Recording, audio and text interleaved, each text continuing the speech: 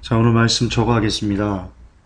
제가 오후에 써놨던 그 내용이요. 그 내용이 계속 머릿속에 떠나지 않아서요. 제가 다른 설교를 준비할 수가 없었습니다. 오늘 말씀의 제목은 나도 마리아가 되고 싶습니다. 나도 마리아가 되고 싶습니다. 시작하겠습니다. 오늘 본문입니다. 요한복음 20장 11절입니다. 요한복음 20장 11절 제가 봉독합니다. 마리아는 무덤 밖에 서서 울고 있더니 울면서 구부려 무덤 속을 들여다보니. 아멘.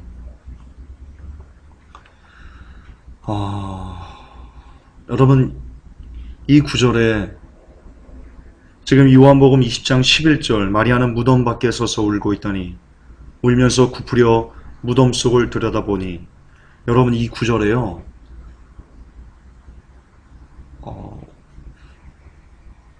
우리가 휴거될 수 있는 비밀이 담겨 있더라고요. 회복교회 성도 여러분, 그리고 이 메시지를 듣는 많은 이름도 모르는, 성도 모르는 그런 귀한 하나님의 백성들, 휴거를 기대하십니까? 아니, 당연한 것을 제가 너무 묻는 건 예의가 아닌 것 같고요. 휴거를 기대하시고 계십니다. 그리고 우리가 기대하는, 우리가 소망하는 그 휴거가 여러분 너무나 임박했다는 것은 사실입니다. 이것은 제가 꿈을 꿨기 때문에, 어떤 환상을 보았기 때문에 그래서 알게 된 것이 아니고요. 바로 우리에게 주신 이 성경에 지금 이 말세의 지말이며 그리고 휴거가 너무나 임박했다는 것이 증거로 기록되어 있기 때문에 여러분들에게 드리는 말씀입니다.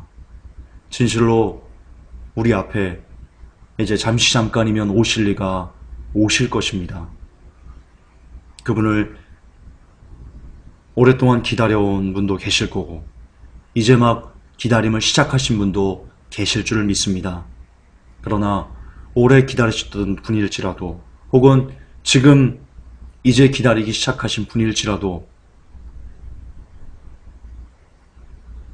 우리가 주께 들림을 받을 수 있는 조건은 한 가지인 것 같습니다.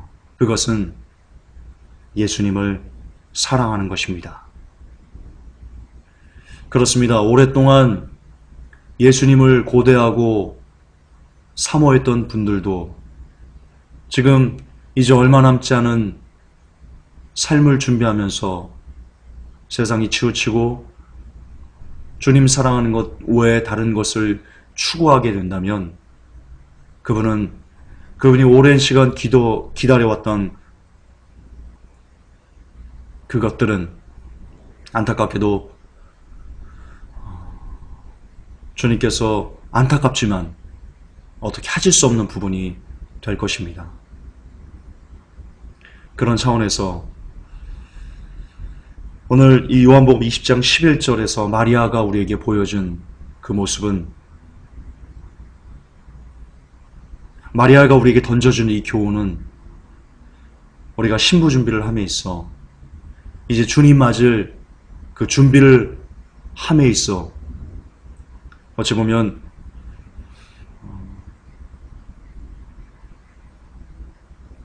신부 화장 중에서도 마지막 화장을 하는, 연지곤지를 찍는 그처럼 중요한 교훈을 우리에게 던져주지 않을까 개인적으로 생각합니다. 왜 김준석 자꾸 이렇게 장황하게 얘기를 하니, 마리아의 어떤 모습이 그렇길래 그러니 궁금하실 것입니다. 오늘 제가 써놓은 글을 보지 못하셨던 분들은 왜 김준석가 이렇게 장황하게 설명하는지에 대해서 약간 의아심도 있을 겁니다. 그러나 설교를 다 듣고 끝마무리를 우리가 같이 나누게 되면, 오늘 요한복음 20장 11절에서 마리아가 무덤에서 울고 있었던 그 모습이 도대체 어떤 상황이었는지, 그리고 그 모습이 우리 주님은 얼마나 기쁘게 하셨는지 그것을 알게 될 것이고, 따라서 우리도 이렇게 마리아처럼 무덤 밖에서 울 수 있는 믿음이 울 수 있는 사랑, 예수님을 향한 사랑이 우리에게 있다면 휴거는 우리의 것일 수 있다.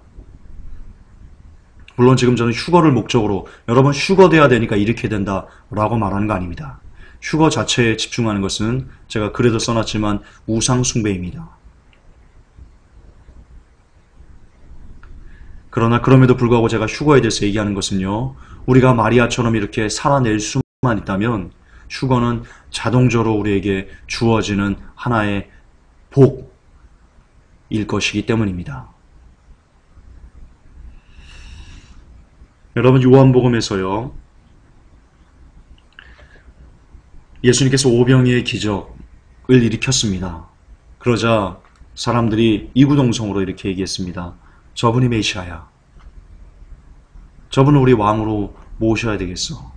그래서 성경에 보면 억지로 예수님을 잡아서 왕이 되게 하려고 했다라는 구절이 나옵니다. 그때 예수님께서요, 요한복음에서는 이렇게 얘기합니다. 너희들이 표적을 본 까닭이 아니고 너희들이 빵을 먹고 배부르기 때문에 나로 인해서 또다시 어떤 빵을 얻기 위해서 너희들은 나를 임금 삼으려고 하는구나 라고 말씀하시면서요, 예수님이 그들을 떠나가시는 장면이 나옵니다. 여러분, 여기에 정말 엄청날 정도의 영적인 의미가 담겨 있습니다. 어떤 의미냐면요, 예수님은 자기를 이용하려 하는 사람들에게는요, 결단코 같이 있지 않으신다는 겁니다. 떠나가신다는 겁니다. 거듭 반복합니다. 유대 백성들은요, 예수님께서 주신 그 빵을 먹고는요, 그 빵에 취해버렸습니다. 그 빵을 사랑했습니다. 자신들의 어떤 육적인 것을 채워주는 그것, 이 땅을 살아가는데 배고프지 않게 해주는, 자기를 위해서 예수님을 임금 삼으려고 했습니다. 자기를 위해서. 예수님이 좋아서 예수님을 위해서 예수님을 임금 삼으려는 것이 아니고 예수님이 내게 빵을 주기 때문에 나의 만족을 예수님께서 충족시켜 주기 때문에 예수님을 임금 삼으려고 했습니다. 그때 예수님은요, 이렇게 말씀하십니다. 너희들이 표적을 본 까닭이 아니요 빵을 먹고 배부른 까닭이라 라고 하시면서 뒤에 그들을 떠나가시더라 라고 나옵니다. 회복회 성도 여러분, 그리고 오늘도 여전히 조용기 목사님의 4차원의 영성과 그리고 조엘 오스틴의 메시지에 취해 있는 불쌍한 여러분, 성경적으로 예수님을 나의 어떤 유익을 위해서, 이익을 위해서 이용하려고 하는 당신은요, 결단코 주님을 만나 배울 수 없을 것입니다. 마지막 때에 재림의 나팔 소리가 울려 퍼질 때 당신은 절대로 그 나팔 소리를 듣지 못하실 것입니다. 그리고 이것은 저와 그리고 우리 회복교회 성도님들 모든 사람들에게도 동일하게 적용되는 문제입니다.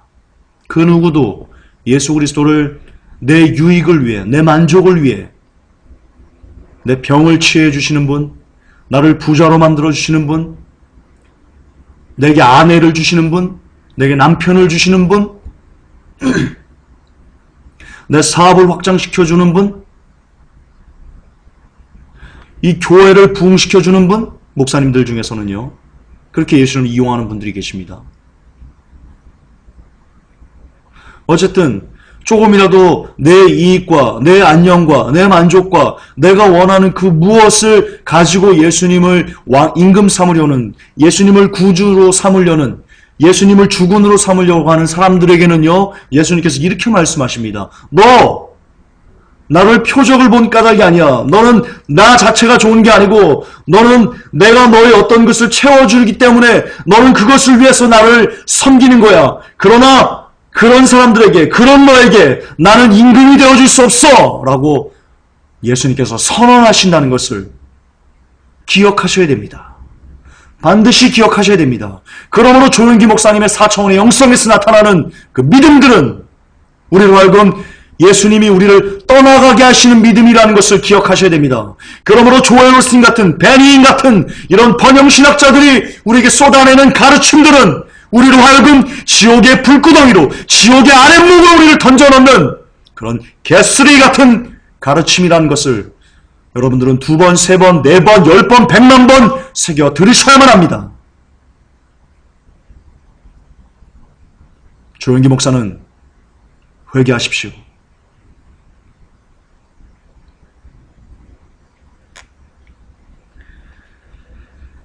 빵을 먹고 배불렀던 사람들, 많은 사람들 예수님을 떠나갔습니다.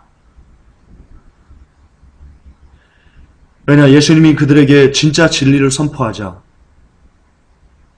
그들은 그것이 듣기 싫었습니다. 예수님의 진리의 선포는 이런 것이었습니다.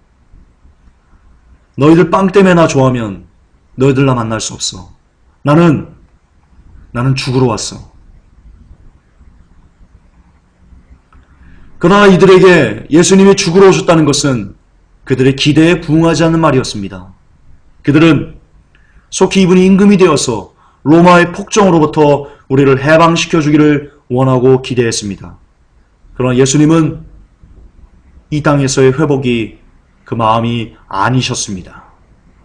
이처럼 그렇게 예수님의 빵을 위해서 살갑게 굴던 사람들이 예수님께서 진리를 선포하자 그 진리가 자기들의 마음에 맞지 않자 가차없이 예수님을 버리고 떠나갑니다.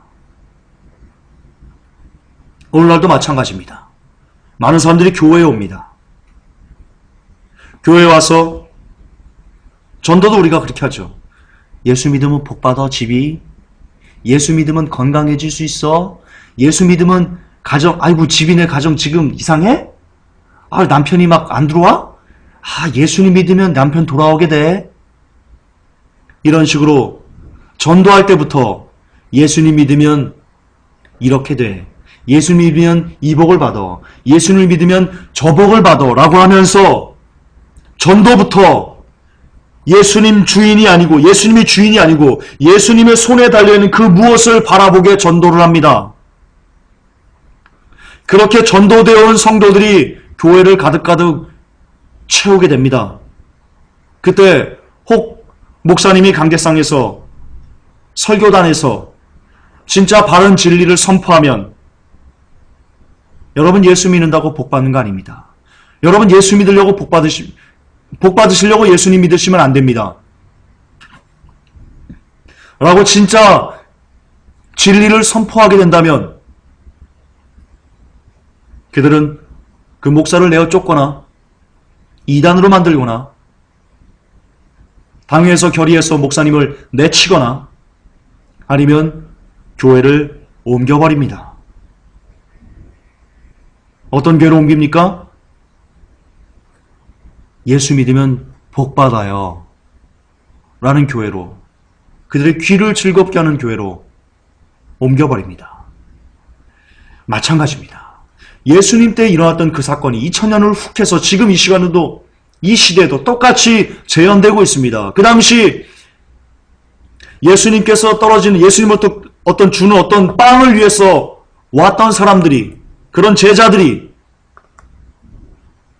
예수님이 진짜 진리를 선포하자 그것이 그들의 마음에 맞지 않자 모두 다 떠나갔듯이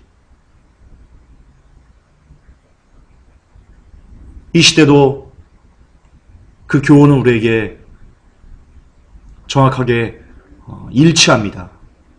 다시 말해서 이 메시지를 듣는 회복계 성도 여러분, 그리고 하나님의 백성 여러분, 여러분이 그동안 어떤 복음을 들어왔는지 모르겠습니다. 어떤 말씀을 들어왔는지 모르겠습니다. 어떤 것을 성경으로부터 보았는지 모르겠습니다. 그러나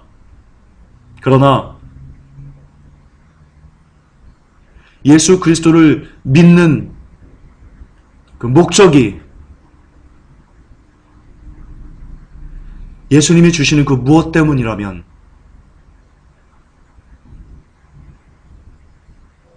당신은 버림받습니다.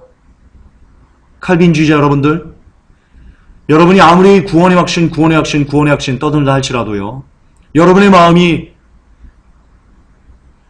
예수님을 믿는 것을 통해서 무언가 내가 이 땅에서 잘 되고자 추구하는 그 마음이 있다면, 그것 때문에 예수님을 섬기는 거라면 구원의 확신 100만 번을 외치고 또 외친다 할지라도, 이 연사 구원의 확신을 외칩니다! 라고 할지라도 당신은 버림받습니다. 성경은, 지금 요한복음은 그럴 것이라고 우리에게 똑똑하게 알려주고 있습니다. 그러므로 구원의 확신이 얼마나 값어치 없는 것인지 우리는 깨달아야 되겠습니다.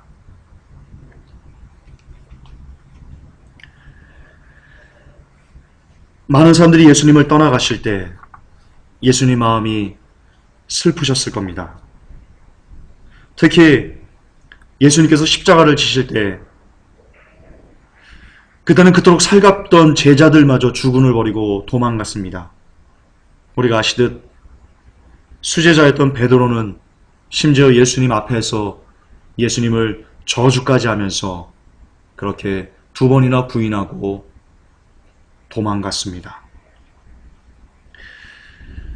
그런데요, 오늘 한 여인이 등장합니다. 요한복음 20장 11절에 마리아는 무덤 밖에 서서 울고 있더니 울면서 굽으려 무덤 속을 들여다보니, 안식 후 첫날 가장 먼저 예수님께 옵니다. 무덤에 막힌 그 돌을 보면서 누가 저 돌 좀 굴려줬으면 좋겠다. 마음을 칩니다. 가슴을 칩니다. 근데 여러분, 여기서 역사적인 사건을, 이 시대 배경을 우리가 좀 아셔야 됩니다. 여러분, 성경에 보면요, 제자들이 문을 꼭꼭 걸어 잠그고 이렇게 숨어 있었습니다. 왜냐? 예수님과 함께 했다는 것을 들키면 유대인들이, 대제사장들이 자기들도 잡아다, 자기들도 십자가에 못 박아 죽일까봐 이 사람들이, 제자들이 두려워해서요, 문을 꼭꼭 걸어 잠그고 있었습니다.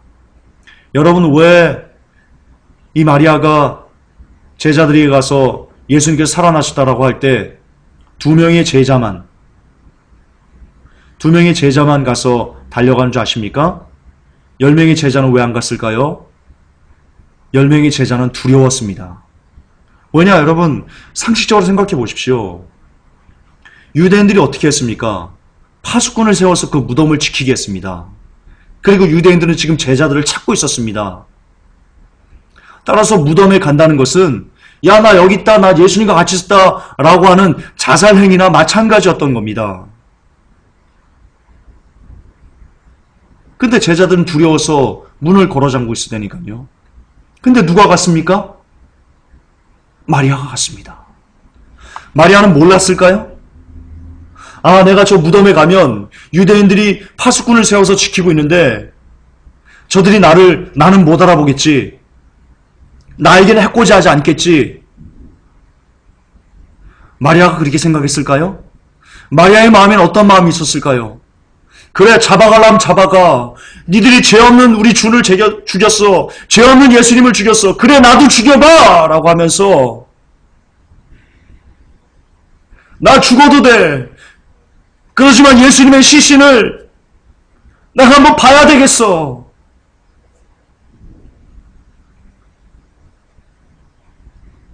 그 모습을 한 번만이라도 보면, 그 죽은 모습이라도, 그 시체를 내가 한 번만 더 볼 수만 있다면, 그래, 나 죽어도 돼. 나 십자가에 달려 죽어도 돼. 마리아의 마음입니다. 이것이 마리아의 마음입니다. 안식 후 첫날 예수님의 무덤을 찾아갔다는 것은요, 이것은 대단한 믿음입니다. 대단한 사랑입니다. 죽음을 내놓지 않으면 감히 할 수 없는 사랑을 마리아가 해낸 것입니다. 그리고 2명의 제자, 베드로와 또 한 명의 제자가 마가인 걸로 생각되는데요. 추정되는데요.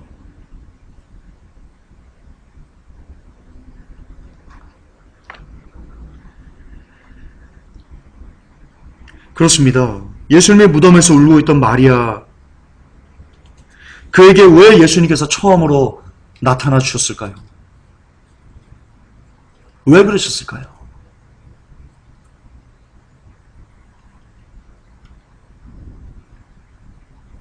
거듭한 북하지만 제자들 자신도 잡혀갈까봐 집에서 문을 잠그고 숨어 있을 때였습니다. 예수님과 관계된 사람들을 다 잡아다가 해코지를 하려는 그렇게 기세등등한 살기등등한 유대인들이 눈에 불을 켜고 그들을 찾고 있을 때였습니다. 그러나 그것을 뒤로하고 마리아가 예수님께 죽으면 죽으리라 에스더처럼 그 마음 가지고 예수님에게 향품을 발라드리기 위해서 마리아가 갑니다. 그 사랑 때문에 갑니다.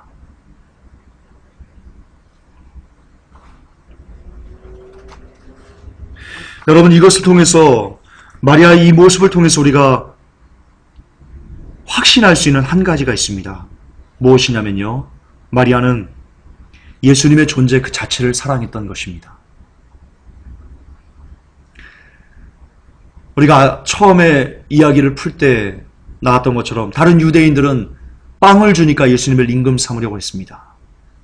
그리고 제자들 중에는 요한과 야고보는요, 하나는 예수님의 우편, 하나는 좌편에 앉게 해주옵소서, 그걸 기대했습니다. 이처럼 제자 중에는 높은 자리에 한 자리 할까 라는 마음으로 어떤 기대감 때문에 주님을 따르는 이들도 있었습니다. 어떤 이들은 눈을 뜨기 위해서 예수님을 찾았고, 어떤 이는 귀먹은 것을 고치려고 예수님을 불렀고, 어떤 이는 문둥병을 치료하려고 예수님을 찾아왔습니다. 어떤 이는 내 아들, 딸의 문제를 해결받고자 예수님을 쫓았습니다. 그러나 마리아는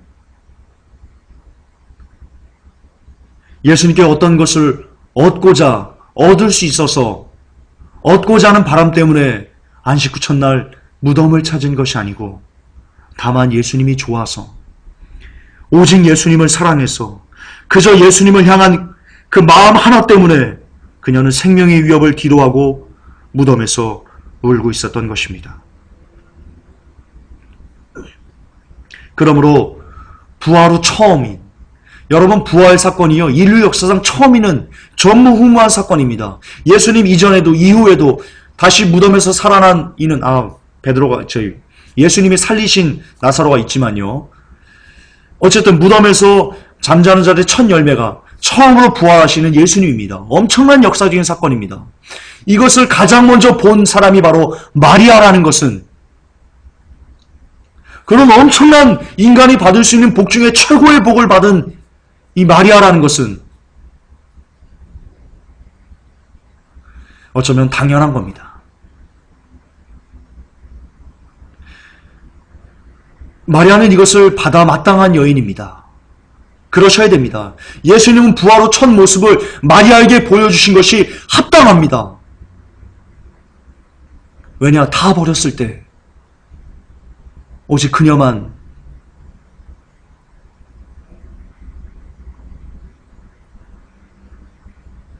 그녀가 가장 먼저 예수님을 기억하고 예수님께 나아갔기 때문입니다.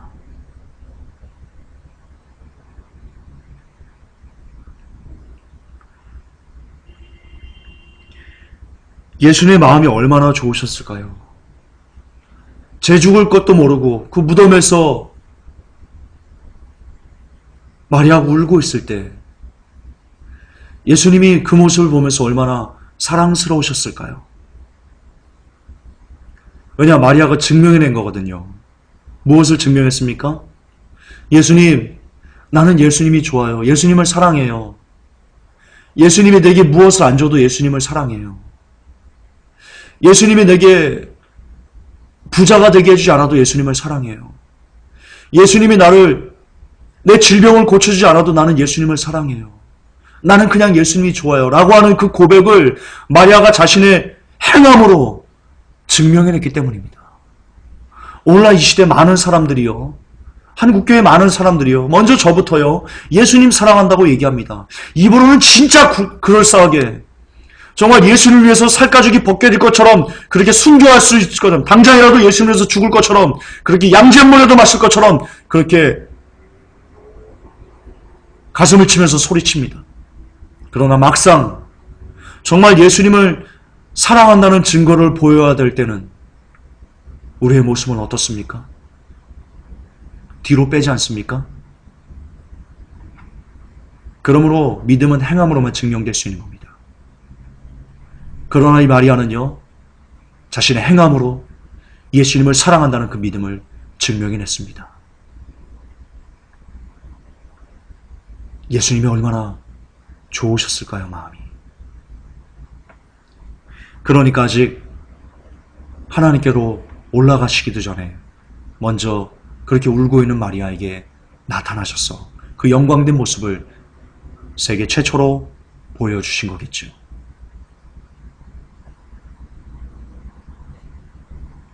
그렇습니다. 다 예수님을 버리고 갔을 때 모두가 제 살고자 하는 마음으로 각자 자신의 살 길만을 이해득실을 따지고 있을 때 자신들의 유익을 위해서라면 서슴없이 예수님을 버리는 이들의 틈바구니에서 발견한 마리아의 일편단심 민들레의 지고지순한 그 사랑과 정절, 예수님의 마음이 너무나 기쁘셨겠지요. 너무나 기쁘셨을 겁니다.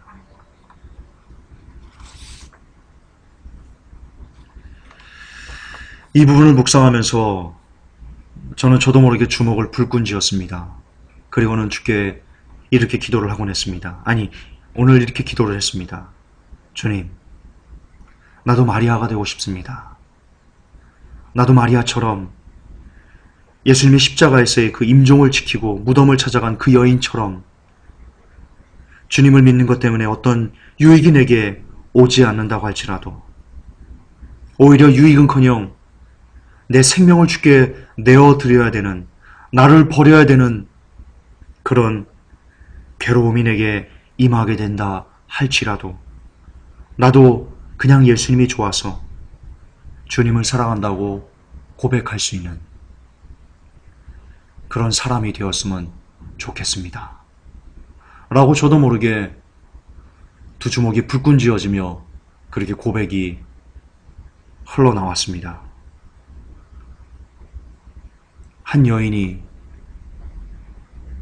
자신의 생명을 도외시하고 주께 드린 그 헌신이 2000년을 훅 격한 우리들에게 어떤 교훈으로 우리를 어떻게 주께로 인도해주는 그 귀한 교훈이 되는지 세상 마리아에게 고마운 마음이 들었습니다.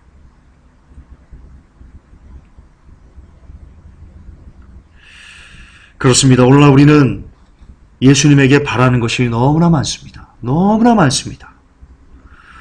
오늘날 우리는 예수님에게 기대하는 것이 너무나 많습니다. 오늘날 우리는 예수님을 너무나 많이 이용합니다. 하지만 마리아는 예수님을 이용하려는 마음이 전혀 없습니다. 그녀가 한 일이라고는 생명의 위협에도 불구하고 주님의 무덤을 찾아가 울었던 것, 그것이 전부였습니다. 여러분, 어떤 분들이 이렇게 혹시 반론을 제기하실 분들이 없을 것 같은데요. 그래도 혹시 이렇게 얘기하신 분이 계실까요? 아니, 마리아가 주님께 아무것도 구하지 않았다고 너 어떻게 하니? 너 어떻게 증명할래? 증명이요? 할 수 있습니다. 왜냐하면 그녀가 살아있는 예수님을 찾아간 것이 아니고요. 죽은 예수님을 찾아갔다는 것입니다. 죽은 예수님을. 그녀는 아직 부활을 경험하지 못했습니다. 아무도 그것을 깨닫는 이가 없었습니다. 그러므로 그녀에게 그 당시 예수님은 돌아가신 분입니다. 따라서 예전처럼 예수님은 그녀에게 7 귀신을 쫓아내줄 수도 없습니다. 그녀의 생각입니다. 이제 그녀는 예수님에게 기대할 수 있는 것이 전혀 없습니다. 왜냐? 죽으셨기 때문입니다. 그러나 그럼에도 그녀는 죽은 분을 위해 유대인에게 잡혀갈 수 있다는 위기를 생각하지도 않고 예수님에게 갔습니다. 이것을 통해서 우리가 무엇을 알 수 있습니까? 그렇습니다. 마리아는 예수님에게 기대하는 것이, 예수님을 통해서 어떤 이익을 내가 얻으려고 하는 그 마음이 단 1%도 존재하지 않았다는 것을 알 수 있습니다. 그녀는 100% 오직 예수님이 좋아서, 그냥 주님이 좋아서 예수님을 사랑했던 것입니다.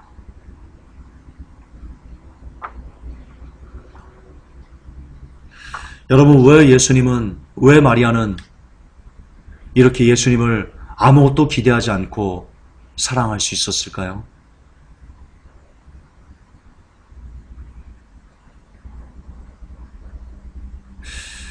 혹 칼빈주의자들이 이렇게 얘기할까요? 마리아에게 성령이 임해서 그랬다. 그러나 마리아에게 성령 임하지 않았습니다. 제자들에게 성령 임하지 않았습니다. 성령님은 그들이 같이 기도할 때 그렇게 됐습니다. 마리아는 순수하게 자신의 자유의지 하나만으로 죽음을 무릅쓰고 예수님을 찾아갔던 것입니다. 그러므로 여기에서 또 칼빈주의가 철저하게 박살납니다. 이 마리아의 모습을 통해서. 여러분, 자유의지로 충분히 충분히는 아니겠죠. 그러나 자유의지로도요, 은혜를 경험한 사람들은, 예수님의 말씀과 예수님을 경험한 사람들은요, 자유의지로 예수님을 위해 죽기까지 사랑할 수 있습니다.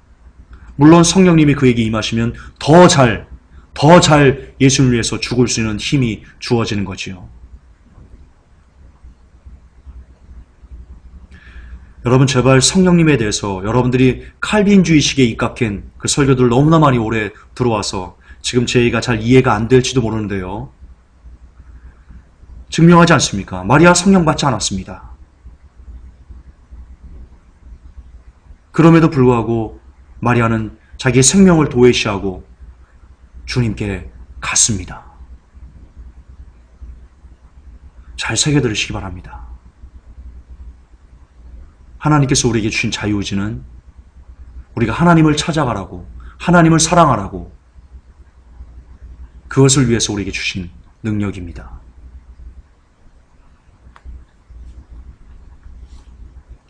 다시 돌아갑시다. 그럼 마리아는 어떻게 해서 이렇게 예수님을 자기 목숨보다도 더 아무것도 기대하지 않고 사랑할 수 있었을까요? 성경은 이렇게 얘기합니다. 사함을 많이 받은 자는 많이 사랑하고 적게 받은 자는 적게 사랑한다. 그 말이 무슨 뜻일까요? 죄를 적게 지으면 예수님을 덜 사랑하게 되고 죄를 많이 지어야지 예수님을 많이 사랑하게 된다는 걸까요? 여러분, 하나님에게 작은 죄, 큰 죄는 구분이 없습니다. 모두 다 죄입니다. 의미가 없습니다. 그러므로 그 말씀은 무슨 뜻이냐면 내 엄청난 죄를 많이 깨달은 사람일수록 더 하나님을 많이 사랑할 수 있다는 의미입니다. 그렇습니다. 죄를 짓는 것은 누구나 다 똑같습니다. 누구나 다 더럽습니다. 누구나 다 똥통에 빠져있는 우리들입니다.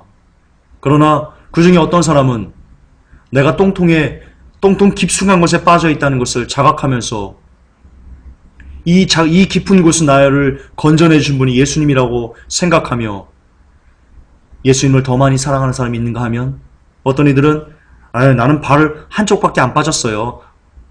이거 그냥 우리 엄마가 그냥 건져내도 괜찮은 건데 그냥 예수님이 그냥 해주신 거지 이런 식으로 그냥 별 대수롭지 않게 그 은혜를 생각하는 사람도 있을 것입니다.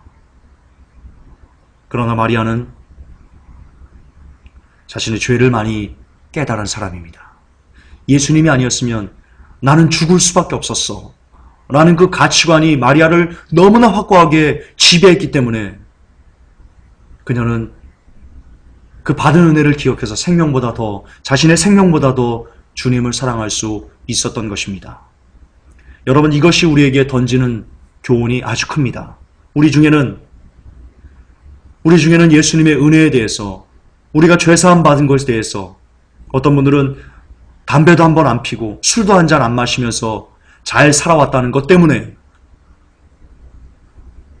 예수님이 우리를 살려주신 그 은혜에 대해서 그렇게 크게 크게 대수롭지 않게 생각하면서 살아가는 사람이 있을 줄 압니다.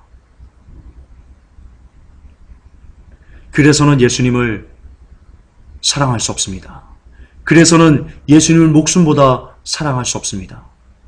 우리는 기억해야 됩니다. 마리아처럼 우리가 예수님이 아니었으면 철저히 죽었어.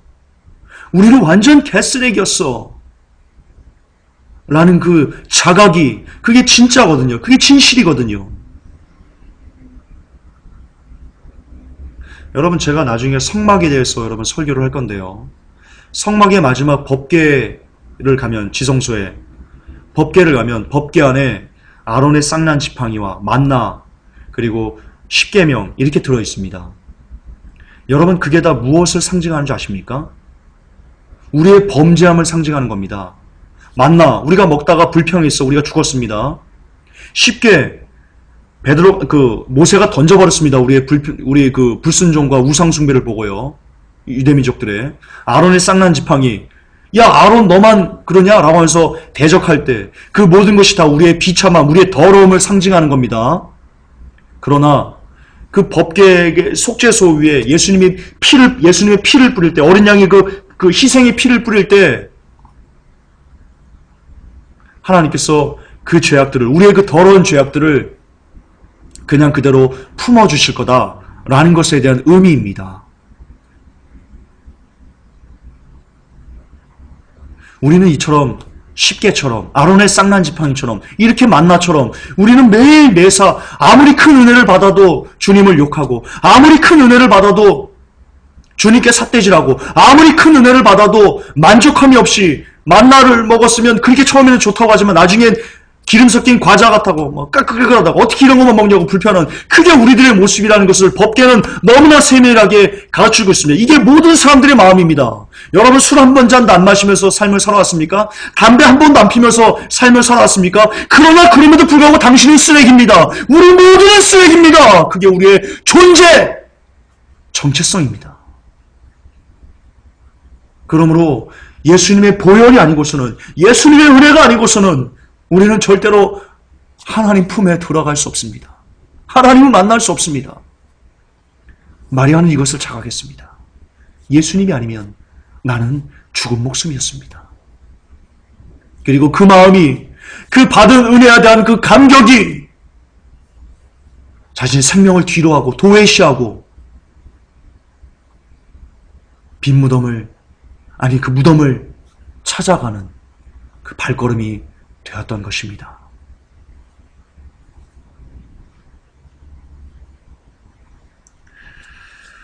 끝으로 두 가지만 더 말씀드리겠습니다. 여러분, 그러면 여러분들은 여러분이 죄인이라는 것을, 내가 쓰레기라는 것을 어떻게 하면 더 많이 깨달을 수 있습니까? 우리는 더 많이 깨달아야 됩니다. 그게 사는 길입니다. 내가 쓰레기구나, 내가 개쓰레기구나, 내가 왕창 개쓰레기구나 라고 정말 바울이 죄인 중에 내가 괴수더라고 자신의 정체성을, 인간의 정체성을 가장 강력하게 깨달은 것처럼 우리도 역시 그렇구나, 내가 죄인의 괴수였구나 라는 것을 깨달아야지만, 그래야지만 우리에게는 예수님을 내 생명보다 사랑할 수 있는 그 마음이 우리에게 새겨지는 겁니다. 그게 먼저입니다. 그거 없이는 진짜 우리가 예수님을 사랑할 수 없습니다. 그러면 어떻게 해야지 우리가 죄인이라는 것을, 죄인의 괴수라는 것을 깨달을 수 있겠습니까? 답은 하나입니다. 기도와 말씀입니다. 여러분, 답은 하나입니다. 기도와 말씀입니다. 어떤 분들은 이렇게 얘기합니다. 기도 많이 하고 말씀 많이 보면, 아니 그렇게 기도를 많이 하고 말씀을 많이 보는데 아니 어떻게 아직도 거듭나지 않았다고 얘기할 수 있어요? 라고 말하는데요. 여러분, 잘못된 겁니다. 기도 많이 할수록, 말씀 많이 볼수록 발견되는 것은 내가 잘났어. 난 1회에 2번씩 금식하네. 하나님 난 저 세리와 같이 않네. 라고 변화되는 게 아닙니다. 기도를 많이 하면 많이 할수록 내 죄가 많이 보입니다. 말씀을 많이 보면 많이 볼수록 내 죄가 더 많이 보입니다. 그러므로 더 쓰레기라고 여겨지는 것이 기도와 말씀을 많이 하는 사람들에게 나타나는 그런 증거이자 열매입니다. 기도 말씀 많이 한다고 바리새인처럼 되면 그 사람 기도한 게 아닙니다. 말씀 본 게 아닙니다. 많이 볼수록 많이 힘으로 끌을수록 더 낮아진 곳으로 가는 것이 이게 진짜 변화입니다. 착각하시면 안 됩니다. 사도 바울은 기도 말씀 많이 안 해서 오호라 이 사망의 몸에서 나를 건져달라 라고 말씀하셨습니까? 왜 예수님은 하나님과 동등 됨을 것을 취할 것을 버리시고 스스로 종의 형체를 비어 이 땅에 오셨습니까? 기도 말씀 많이 안 하셔서 그런 겁니까?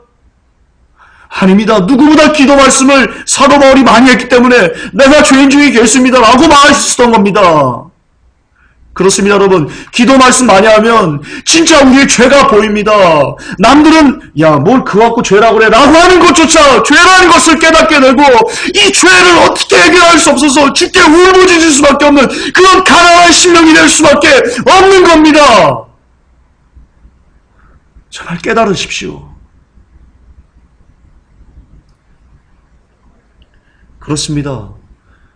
그러므로 기도 말씀 많이 하는 사람이 예수님을 많이 사랑할 수 있게 됩니다. 그런 등식이 성립하는 겁니다. 왜냐? 기도 말씀을 많이 해야 내 죄라는 것을, 내 죄가 크다는 것을 깨닫고 내 죄가 크다는 것을 깨달아야 이 죄를 위해 예수님이 피를 흘려주셨구나 라는 것을 더 가슴에 새기고 그럼으로 인해서 예수님이 더 사랑스럽고 그럼으로 인해서 예수님 외에 다른 것을 구하지 않게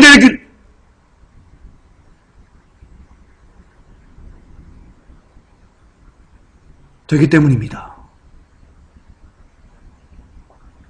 따라서 기도와 말씀을 많이 하지 않는 사람들은 죄송하지만 예수님을 많이 사랑하실 수 없으실 겁니다. 그냥 대충 사랑하실 것입니다. 아니면 예수님이 아닌 예수님의 손에 들려있는 그 무엇을 사랑할런지도 모르겠습니다. 끝으로 처음에 드렸던 말씀을 다시 한번 리바이벌에서 드리고 마무리하겠습니다. 이제 휴거가 얼마 남지 않았습니다. 부활 후 첫 모습을 마리아가 보았습니다. 그리고 마리아는 왜 예수님을 볼 수 있었습니까? 왜 예수님은 마리아에게 나타나셨습니까? 세계 최초로 마리아가 예수님 외에 그 어떤 것도 바라거나 기대하거나 원하지 않았기 때문입니다. 오직 예수님만 원하고 바라고 소망하기 때문입니다. 이것이 이런 사람들에게 예수님이 나타나 주셨다면 마찬가지로 휴거를 고대하는 사람들이 우리의 마음이 예수님이 주시는 그 어떤 것, 예수님이 주시는 부, 예수님이 주시는 명예, 예수님이 주시는 권세, 예수님이 주시는 병나음 이런 것을 기대하지 않고 우리도 마리아처럼 그냥 예수님 한 분만 소망하고 고대한다면 예수님이 마리아에게 나타나 주신 것처럼 재림 때 모든 사람들보다 먼저 그 사람들에게 나타나 주시지 않으실까요? 저는 나타나 주실 거라고 믿습니다. 그러므로 휴거되는 것 여러분 크게 어렵지 않습니다. 휴거되는 거요 크게 어렵지 않습니다. 무엇만 있으면 됩니까? 답이 있습니다. 오늘 마리아를 통해서 하나님께서 답을 주신 겁니다. 이제 휴거의 때가 얼마 남지 않았기 때문에 우리에게 정답을 주신 겁니다. 답은 휴거되길 원하신다면 예수님 외에 그 어떤 것도 기대하지 않는 삶을 사시면 됩니다. 오로지 예수님 한 분만 좋아하고 예수님 한 분에만 생명을 거는 그런 삶을 살면 예수님께서 마리아에게 나타나 주신 것처럼 여러분들에게도 우리에게도 동일하게 나타나 주실 것입니다. 그렇습니다. 그렇게만 살면 휴거는 여러분의 것입니다. 하나님, 마리아를 통해서 우리에게 알려주셔서 감사합니다. 이제 마지막 때가 얼마 남지 않고 진짜 신부 준비의 마지막을 해야 되는 이때 마리아의 귀한 헌신이 우리에게 소중한 깨달음을 주셔서 감사합니다. 하나님, 우리 회복될 성도님들 그리고 이 메시지를 듣는 많은 전 세계에 흩어져 있는 사람들, 그 백성들 이제부터 제발 예수님 외에 그 어떤 것도 기대하지 않는 그런 진짜 크리스찬으로서 주님의 재림을, 주님의 나팔 소리를 들을 수 있는 그런 복된 영혼들 되게 하여 주시옵소서. 예수님의 이름으로 기도합나이다. 아멘. 주님 감사.